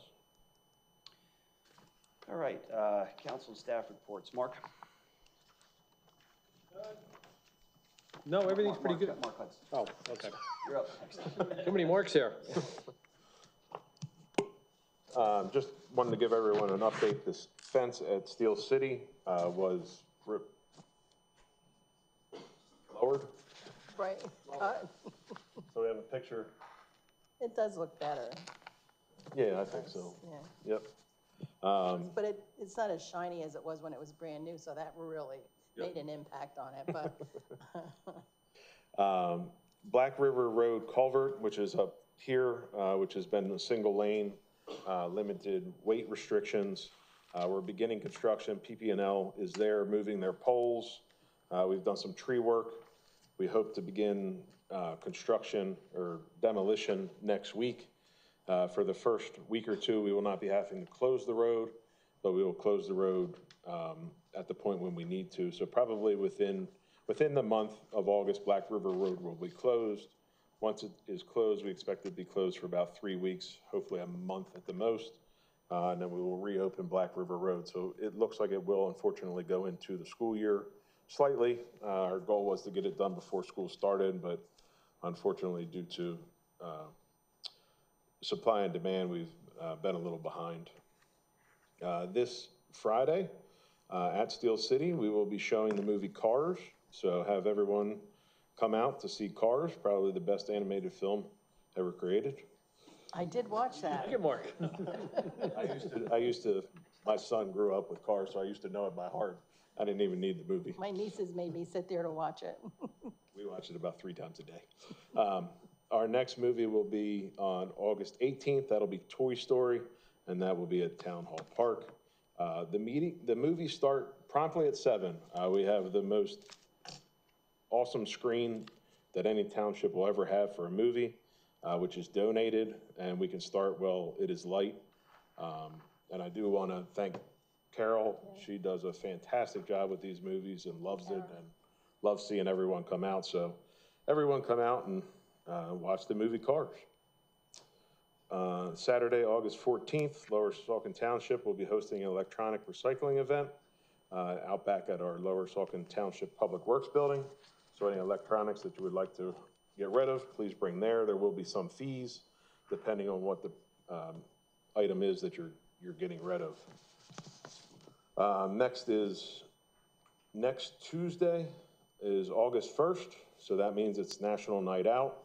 The police department and township admin and public works have been putting together a great event for you. So from 5 to 8 p.m. at Town Hall Park behind the township building will be National Night Out. We'll have food, drinks, ice cream, DJ, face painting, clowns, balloons, dunk tank, rides, bounce house, giant soccer ball kick, football throw, basket giveaway, a water balloon battle, a canine demo, a vehicle extraction demo, children's fingerprinting, Project Lifesaver, carriage rides, the National Guard will be there, and then we'll have police vehicles, fire trucks, and ambulances, and more. So please come out next Tuesday, August 1st, to enjoy the National Night Out and support our police officers out back. And that is all I have. Can you check some of the advertising for that? Because I think it said 6 to 8 on something. Yep. So you might want to check some pages. Yep. All right, thank you, Mark. Mark? Actually, I want to thank Mark for the pickleball courts. This has been ongoing since I went over to Parks and Rec, and Jason, I guess since when you were back there. And I know Frank out there did a lot of work, so Frank's very happy. And I think next we'll get working on Heller Homestead. We'll try to get that situated over there, and then we'll go from there. Great, thank you. Carol, thanks again for the movies. You did a great job organizing it last year and keeping it going this year. Appreciate that. I want to thank Chief Barnt for doing a great job with National Night Out last year. I'm sure this year is going to be even better. I want to thank the officers, who I'm sure will be participating in that for all the service that they provide to the township. Looking forward to that evening and sharing with the community. Yesterday we had a a landfill committee meeting, and just a few key points from that. In the second quarter of 2023, that would be April, May, and June, there were at least 10 DEP inspections. They were averaging more than 3 a month where DEP was inspecting the landfill, in addition to 5 host municipal inspections by the township inspector, Scott Brown. We averaged more than 4 inspections per month with DEP and the host municipal inspector. So essentially the landfill was being inspected on a essentially weekly basis by DEP and the host municipal inspector. Some good news with regard to the flare. They had replaced the burners on the flare, which are operating in a more efficient way. They did have some downtime, but the good news is that the flare was up and running in April for approximately 99% of the time. In May, it was up and running approximately 98% of the time, and in June, it was up and running 100% of the time. They also had the odor complaint log and some interesting data that came from that. In the first 3 months of 2023, that would be January, February, and March, there were a total of 62 odor complaints that were logged. And then in the second quarter, April, May, and June, there were only 28 odor complaint logs. I think that's telling. It's a 55% reduction in odor complaints. I think people would be more likely to be outside during April, May, and June than they would be in January, February, and March. So I'm happy to see that data and hoping it continues along that trend. Again, odor complaints are anonymous, so we don't know necessarily exactly where they're coming from and who's making them, but I think that's a good sign. Otherwise, the township, the landfill had offered some good data. There's also an email that we received, and I'm sure there's some residents that may be concerned about the storms that we had. This was about 2 weeks ago, and if you give me a moment, there was an email that the township had received with regard to the washout that occurred on Riverside Drive, and we received an email from Amy Falch, F-A-U-L-C-H. She is the Solid Waste Supervisor, Department of Environmental Protection, Waste Management, Bethlehem District Office. And I'll share with the public the comments that she provided, which was, our preliminary investigation into this matter does not indicate that Bethlehem landfill was a contributing factor to the slope with washout above Riverside Drive. This appears to be a result of the 500-year storm event and the natural topography in that location. Inspector Matthew Vapond read that road crews were conducting cleanup and repairs on Monday morning. Perhaps Lower Saucon Township could provide some additional information on whether it is a municipality or PennDOT who has jurisdiction over Riverside Drive in that area. And just for the record, it's a PennDOT road, it's not a township road. So that was some good information that we received from DEP, and I'm glad that they had looked into that and reached some conclusions to inform us. That's all that I have. Priscilla? Okay.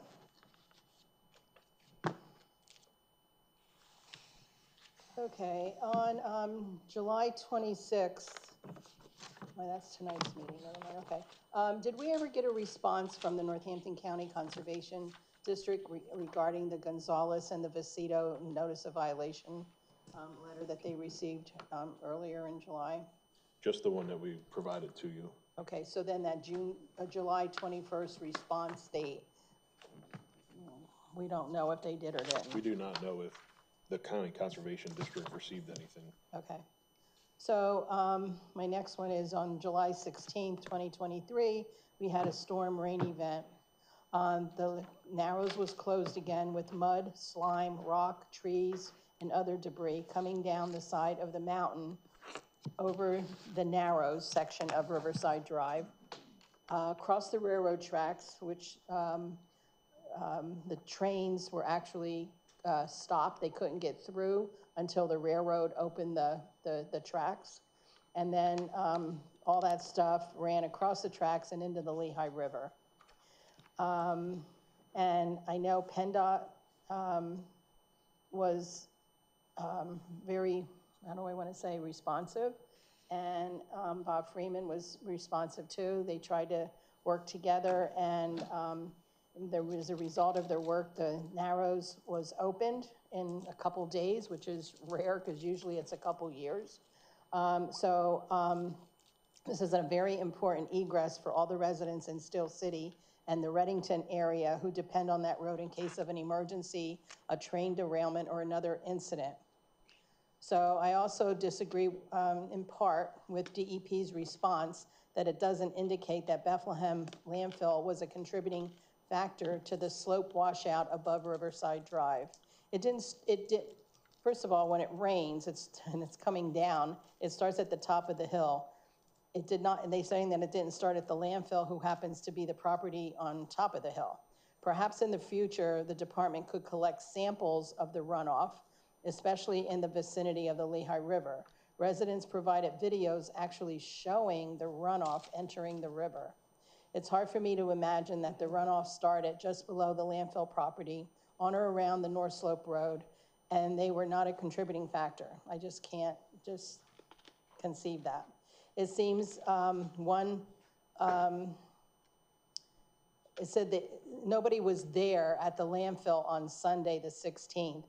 Everybody responded on Monday, so the landfill had a good 24 hours to get that site in ship shape to correct any spillage or any breaches of the storm basins. You have no evidence of that. I know, I'm saying it could have happened, okay? I can say that. I don't need evidence to say something. Baseless accusations. I'm not accusing, I'm making a statement. So this is my report, and I will say it how I want to. I'm just trying to clarify, as a point of clarification. I'm just saying that on a Sunday when the incident happened, there was nobody other than landfill personnel on that site we don't know. So I'm just a point of clarification. So this is a lot up my alley. I'm sorry? This is up my alley in a lot of ways. You don't get rid of evidence. If it started up there, there will be evidence down the whole mountain. They would not have been able to go on the mountain and clean that all up. I'm just saying this as a fact from what I do. I appreciate what you do, Yes. but I also know what I did as a landfill committee person who did go to that landfill for 30 years. And they might have. I did that after They might storms. have taken efforts up top to keep their water contained. Making a Which is why statement. we have land development plans. They work well. Okay, so in my opinion, the rain fell on top of the slope, or in this case, on top of the landfill. It didn't start raining in the middle of the slope. Moving on, Lehigh Valley Planning Commission met yesterday, and the Planning Committee reviewed their draft letter on the zoning amendments regarding the RA to LI amendments. They noted deficiencies, expressed concerns. The committee concluded with staff's recommendation and will forward to the full commission who meets on, they will forward the full report. The commission meets on Thursday at 7 p.m. virtually. So anybody wants to participate, they can go on the LVPC's website, and 7 o'clock's the meeting, click on, and you'll have the directions to participate on Zoom. And Tom, you might like this. In December of 2020, council voted 3-2 to approve the landfill expansion plan. And I don't remember if it was the northern expansion, one of those ones that were approved. With dissenting council members, Priscilla DeLeon and Kristen Stauffer, because we wanted a yearly review of the progress of the plan. And the council voted 3-2 to take away the annual review of the landfill and extend it a few years. So I'd like you to update your notes on me to add this, that I did vote no to a landfill expansion. No, that was you just said it was a realignment. It was an realignment. That's an expand. You said it was a realignment. Yes, and that's what they called it. It's not a realignment, And it's if not an you- expansion. Can I An see? expansion's an expansion, a realignment's a realignment. No, and if you. Voted for every landfill expansion. And you left the back door open on the conservation easements, you and the solicitor at the time. Purposely, someone talked to me about it this week. Mr. President, may I finish my report without being interrupted? And Mr. By Croce, like blabble blabble over here? I don't think you have to call names. I think I'm you not can- calling him names, I'm just saying it's blabble blabble. Still, Go So, ahead, finish. okay, friend. so, I thought we were gonna play that first pickleball game. Me and you. Okay, so, knowing what I know about DEP, if you look up, a major permit modification, you can call it whatever you want as a site owner. But if you're doing a major permit mod, which is what a realignment is, it's considered an expansion. So you can look the regs up yourself.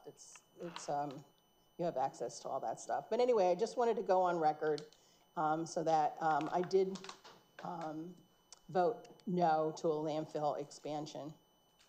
And then I was gonna ask Mark about Verizon, but we already talked about that. But I did wanna also say that I'm sure Roger is not gonna be happy with his snowplows in the wintertime if these things are sticking up, because he also should be observant in Still City and look at those green boxes. Because if they're up too high, and now we've had a lot of storms going through there, I'm just making him aware of it.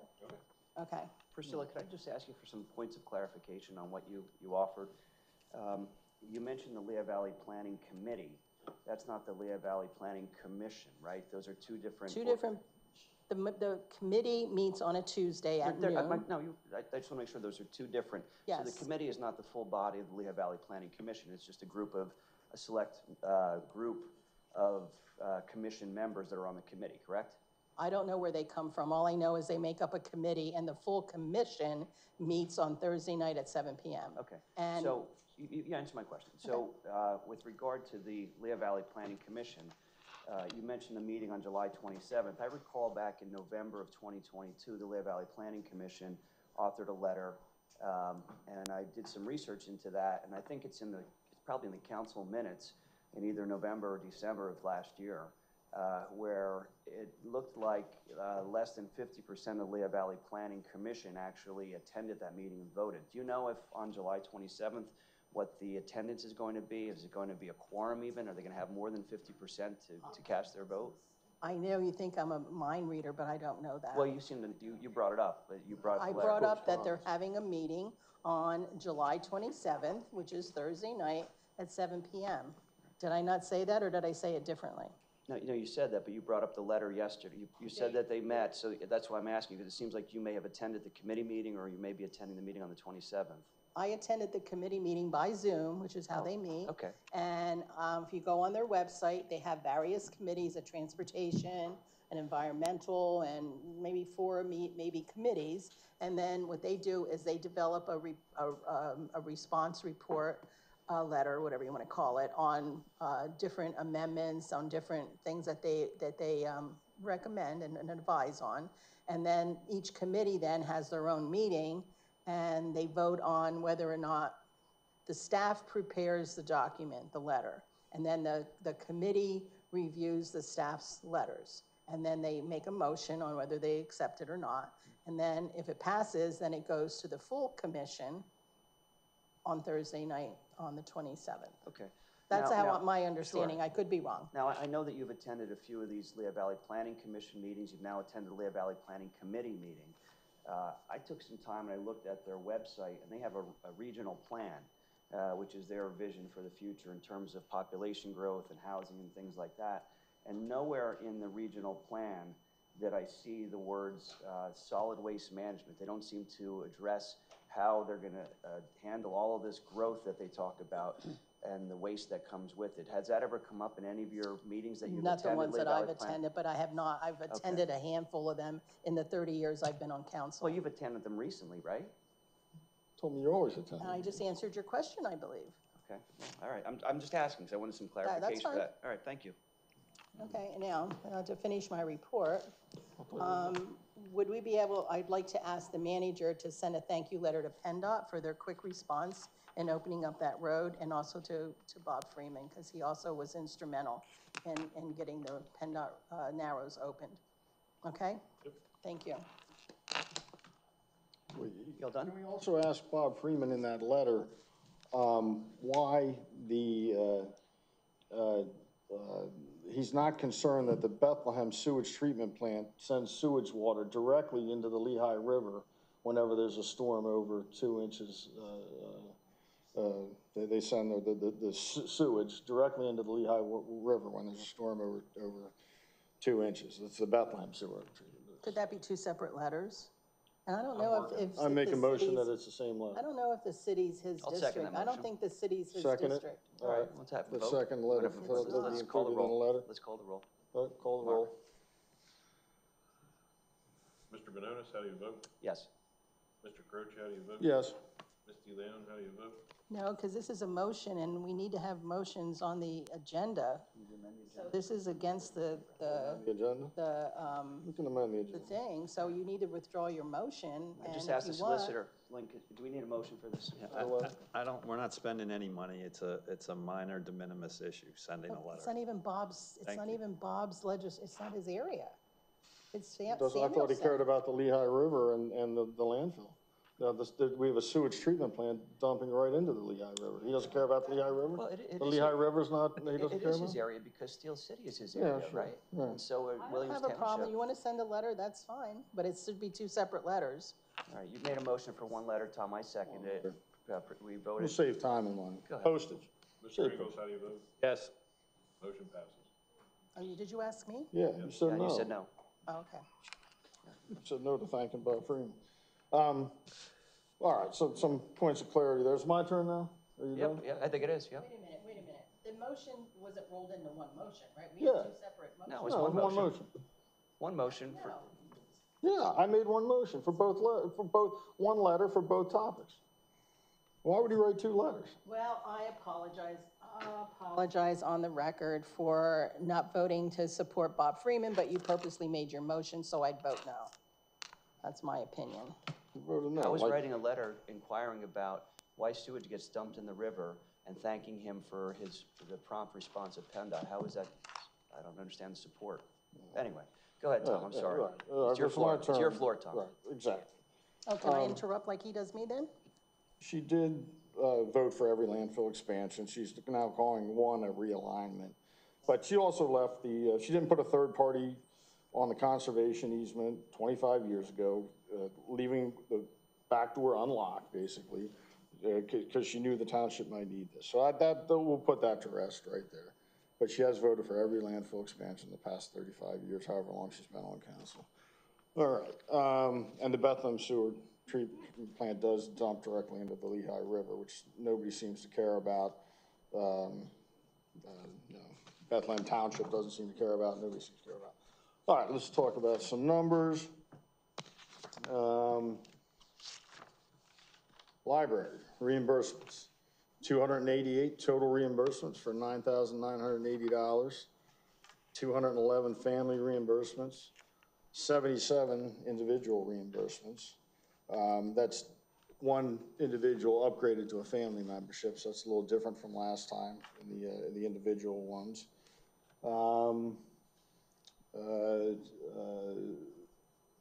The Hellertown area library is still fighting right to know requests for emails made by us and others. So Noelle Kramer and her husband skipped town without turning the emails over, I guess. What you said last time, but she left town without. Did not say she skipped town. I told left her town. that she relocated. Right, you left town, skipped town. I guess Then, that's like All right, realignment and Priscilla, Priscilla, it's expansion. not your floor, it's So Tom's. now, so we still don't have the answer that selling books out the back door at a 40% discount to the Friends of Hellertown.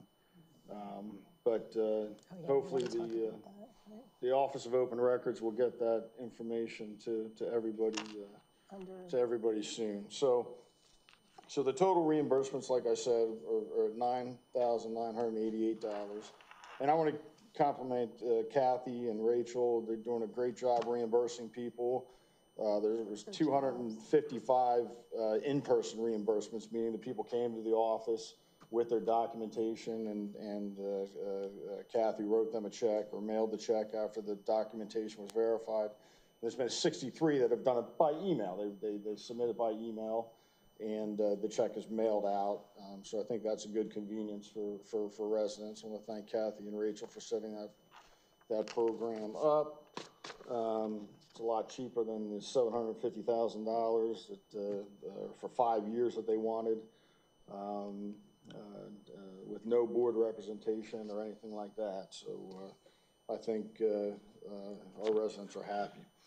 And then Tom, we can I just have, offer a point of clarification? So you had mentioned the Office of Open Records. My understanding is that there were 4 or 5 matters that went to the Office of Open Records. They actually issued their opinions on those. Yes. And I think they're fairly scholarly and they're several pages long, citing the legal authority. I don't believe that there was any compliance with the directive from the Office of Open Records. And in fact, I think there may be appeals to the Court of Common Pleas. Now, I'm not sure of the status of those. Yes. That may be something to look into, but they've actually refused to comply with right. the Office of Open Records. That's right. So this is a library that has come in here for years crying poor. And apparently they have money to spend on fighting, turning over emails, not just with the Office of Open Records, but with the courts as well, and hiring attorneys for that. I mean, 8 years ago when Priscilla voted against going to the Hellertown Library, she said it was too small, it didn't have enough resources, and I think that's still the case, and I hate to see them spending resources on legal bills. They should just turn over the emails. Like we turn over emails, they should turn over emails. At least they're not using our $50,000 donation to fund their litigation, right? Yeah. They're probably using these memberships they're selling to our residents as part of those legal fees, I'm sure. But there's nothing we can do about that. They are providing service to our residents and letting our residents buy cards. So we'll see what happens there. But all right, then we have the pool reimbursements with Kathy and Rachel are also handling. 86 total reimbursements, which is pretty good. It's almost August, for a total of $5,190. 9 youth memberships, 6 adult, 36 seniors, and 35 family memberships. And the breakdown is 75 for the Hellertown pool and 11 for the Southern Lehigh pool. I did have an individual approach me and thank for the reimbursement for the Southern Lehigh pool because it allows their kids to do swim team. If you're a member of the Southern Lehigh pool, they have a swim team which the youth can participate in that are members of the pool. Hellertown does not offer that service.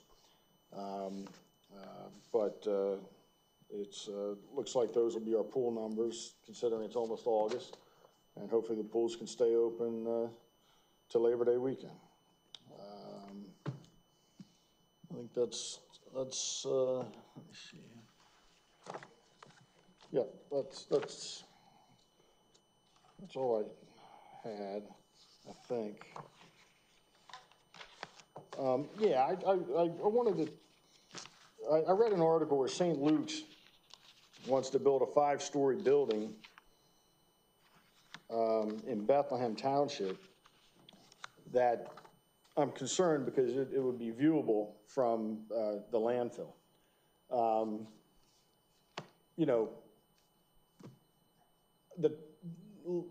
They've done great things with landfills after they've closed, whether it's parks or solar panels. I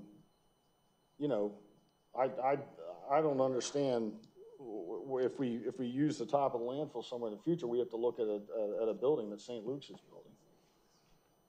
So maybe we should consider opposing that project or sending someone to Bethlehem Township to oppose that project. I mean, the top of that landfill could be valuable.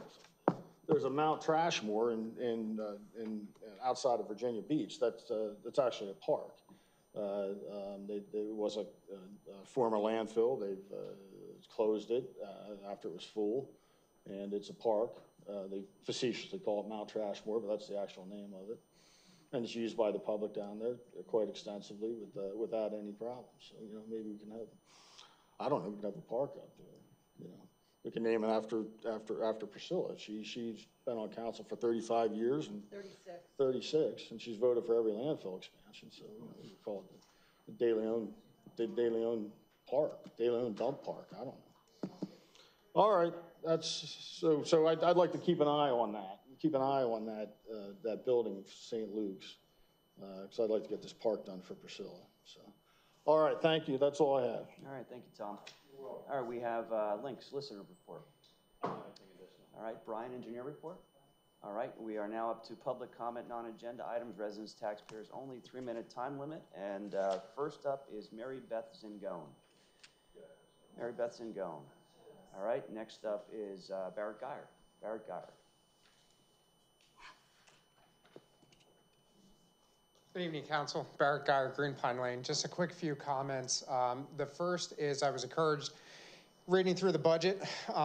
You know, my tax bill to the township is the smallest tax bill that I pay to all the local taxing entities. So my family and I appreciate that taxes are kept so low in the township.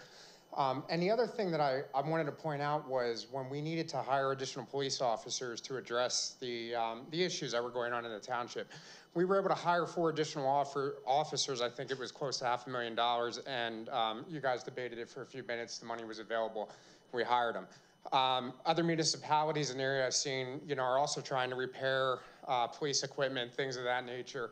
They can't come up with $5,000 or $6,000. So I think that says something about our township and you know, our financial stewardship. So I'd just like to express thanks on behalf of my family. Another comment about the pickleball courts. I think it's great. You know, we have been working on it and talking about it for months. I got a lot of feedback from the people that I talked to. They're very excited about it. Very excited about having that in the township. It's another option, another amenity for people, you know, in the township. We're not just kind of building the same types of equipment and you know, things to use in the township. And then finally, the only other thing I felt compelled to say was I don't know, you know, who's responsible for that runoff with Riverside Drive and all that. I've never seen rain like that in my entire life living in this township. And a portion of the Silver Creek runs through, you know, my property. So kind of familiar with how the creek changes, ebbs and flows when we get rain. I've never seen any kind of washout like I've seen, you know, in these past few storms. So I just, it's crazy, you know. It was out of the ordinary, and I don't think we'll see anything like that again anytime soon. So thank you. That's all I had to say. Thank you. I'd like to comment just on Barrett.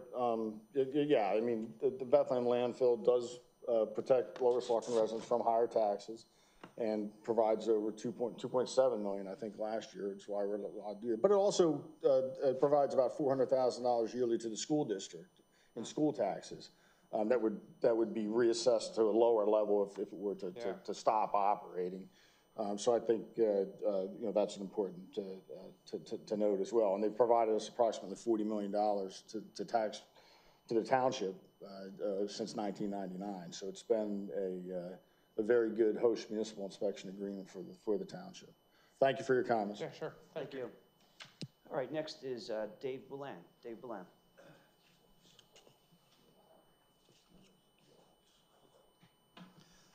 Dave Boulan, Alice Drive. No, I'm not running for office. But I did have a chance to attend the landfill meeting, and wow, what a difference. It was just it was like a real meeting that I'm used to attending. People were able to talk and say their piece, and actually there was back and forth that went on. So and that happens here, but obviously when people get out of control, sometimes you, like kids in school, you gotta put a little bit of a collar on them. Anyhow, the meeting was smooth. I think there were probably 5 or 6 people that attended. A couple of possible council members who were there. And so I was really impressed with it. Some of the questions that were asked, there was one person who got up and probably asked 50 questions of the experts that were there. And I think those people were mentioned from the various organizations in detail, meaning the operators of the landfill. There were no questions that weren't answered to anybody's need. So I was very happy about that. And what I found out is, yes, this landfill is running tight as a drum, in my opinion. Now, I was over at Apple Butter today, so absolutely clean as a whistle over there. I watched some trucks come in and out, and I watched the traffic go by. I listened for noise. I heard birds, right? And I did smell something, and by gosh, I now know where it's coming from. Even though they put hoods on it, the waste treatment plant down the street still stinks like crazy. And yes, they have a flare operation apparently going on the top of that now, but it doesn't work well because it still stinks. So I went by that. So I think if you're smelling something, you need to have a bidirectional nose. What I wanted to point out is that I did go on the website, the landfill website, by gosh, and all of these questions you guys get hammered by are answerable right on the website. For instance, I'll just talk about PADEP, June the 22nd report of 112 items on that landfill that are inspected. Not one single violation was noted, okay?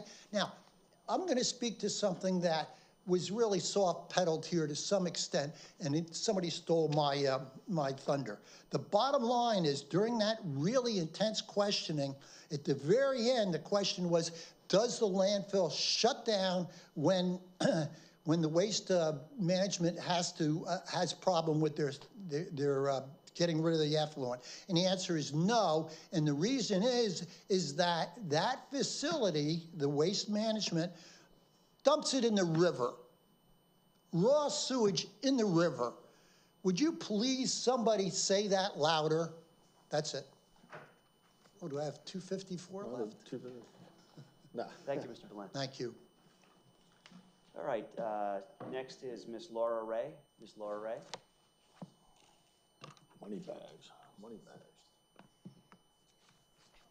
Money bags. Shoot. I didn't even start. Okay, Laura Ray. So first I'm going to talk about backdoor on conservation easements being left open. Because if you look at the very last one that was done in our township under your watch, there is no third party on that easement. And we were advised by our solicitor that that's normal and we shouldn't worry about it. So backdoor easement open. Next, regarding the sewage treatment plant that we've talked about, and yes, that they are allowed to do that. They posted in the newspaper when there's 2 inches of rainwater, they can do that. That's based on what DEP allows. And now, what we want to do with our zoning is allow DEP, whatever protections they have, that's all we get, because our council does not want to add any additional conditions. So leaving the door open for problems there. Things do happen and go wrong at landfills. Landslides, people die, things like that. And, you know, we shouldn't put everything in DEP's hands. Another topic was the landslide that happened on Riverside Drive that closed it. And I'm not really sure who handles the alerts or whatever. I do get all the things on Nixle, but I know that one didn't come through until Tuesday. So landslide Sunday, you get told about it Tuesday that the road's closed. And I know everything else comes through. I mean, if there's a tree limb down, a wire down, they send out those right away. So whoever did that one, I don't know what the delay was. They didn't want anybody to know, is my thought. And then regarding the cell phone tower, which was on the council agenda back in May. So I will say this has never shown up at EAC to review. You canceled our meeting in June for lack of business. It wasn't on our July agenda, which was a rescheduled date. I'm not sure that planning ever reviewed it in May, and since then their meetings have been canceled. And the agenda that we have today says that planning is meeting tomorrow, which I don't think they are. I think it's canceled, so there's a conflict there. So that needs to get corrected and maybe another notice sent out so people know, because the meetings have changed so many times, so many boards based on your whims. I'm sorry. Okay. I'm sorry you find keeping a calendar challenging. All right, next we have Lynn Hill by email to be read by Mark Hudson. All right, yes, Lynn Hill sent in an email, asked it to be read. Lack of financial data being made to the public is quite alarming. As I write this, there's no 2022 audit report and no information from March through June of 2023. Kindly update the township website as soon as possible. I oppose the recent action by Lower Saucon Township to order Hellertown Borough to close the Saucon Valley Compost Center. For the past several years, my husband and I have enjoyed the benefit of filling up the bed of our pickup with good quality mulch for our gardens at zero cost or a very small fee, saving us hundreds of dollars per year. Having this jointly run amenity is the only way Lower Saucon Township can provide compost, as it was unable to get a permit since LST allows the burning of yard waste. Pollution from the burning of yard waste adds to the environmental issues facing our township. Burning leaves results in smoke. As leaves smolder for hours, smoke gets into my home, and it happens at night when the smoke's origin cannot be discovered. Recycling yard waste into compost is an economical 21st century idea for the community. Okay, I thank have you. one from Dave Willard, he had sent it. I think did you read that one? I read part of it. Picture. I read the first part of it, but now it's non-agenda part. So he had two parts to his email. Okay. Okay, so this is from David Willard. Please add 2 more voter referendums to the fall 2023 ballot. 1, library services. 2, Bethlehem landfill expansion. The majority on council has been making decisions on these 2 issues, which are contrary to the comments of those residents who care enough to follow these issues, attend council meetings, and communicate with council members. I have attended a number of meetings. The comments of residents, taxpayers at those meetings, and people I talk to in the community are opposed to the Bethlehem landfill expansion and want to receive library services from the Hellertown Area Library, not the Southern Lehigh Public Library. However, the majority of council members continue to state that the community is in favor of your actions on these matters. Voter referendums on the Bethlehem landfill expansion and the provider of library services will give you a broader indication of what the community as a whole wants. These referendums will either validate the positions you have taken or cause you to change direction if you learn that the majority of Lower Saucon residents, taxpayers, are opposed to your actions. There appears to be enough time to get a referendum on the fall 2023 ballot. Otherwise, you wouldn't be considering the voter referendum on council term limits at this time. I urge you to use this opportunity to get resident feedback on the 2 most important issues facing Lower Saucon Township, one that will affect the township for years or even decades to come. So, Okay, thank you. Next up is Bob Blasco. Bob Blasco. All right, next is Mark Ozimic. Mark Ozimic.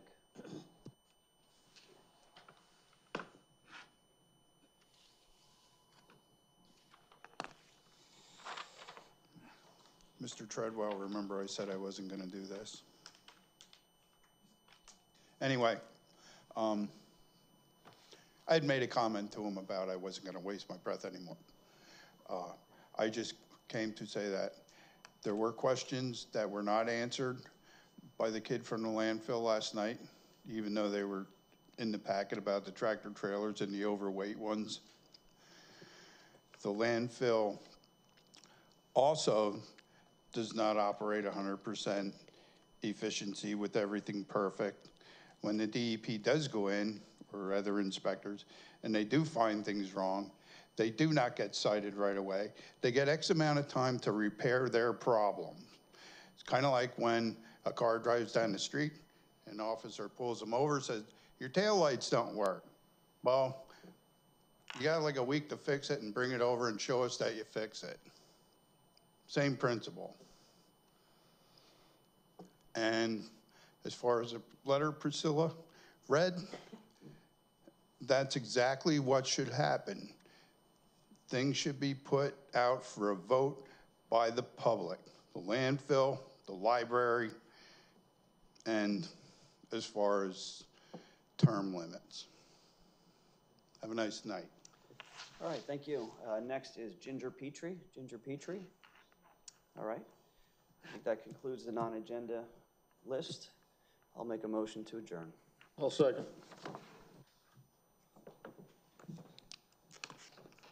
Roll. Mr. Caroci, how do you vote? Yes. Ms. DeLeon, how do you vote? Yes. Mr. Engels, how do you vote? Yes. Mr. Bonolis, how do you vote? Yes. Motion passed. All right, have a good night, everyone. Yes.